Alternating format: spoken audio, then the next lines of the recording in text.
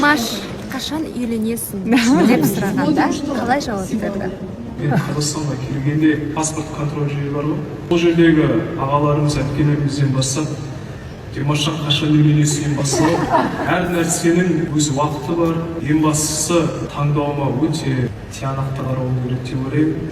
Қатты сезімге беріліп, қыз баласының тағдырын ойрандатудан қорқамын. Қыздарымыздың қадірін қатты қастерлегендіктен бе бұл тақырыпқа мен кішкене басқаша қараймын. Үйленгеннен кейін соңына дейін сол кісімен бір жастықта қартаюды армандап, соған бақытталып отыру керек деп ойлаймын. Әлеуметтік желілерде қазіргі таңда әртүрлі жаңалықтарды көзіміз шалқалып жатады. Қарындастарымызды, әпкелерімізді ренжітіп жатқан азаматтар жоқ емес, өкінішке орай болып қалып жатады.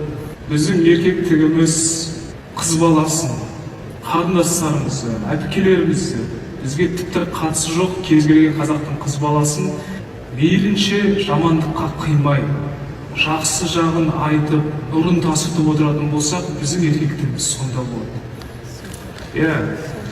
Қарындастарымызды аялайық, қыз балаларымызды қолымызға салып, алақанымызды аялап жүрейік.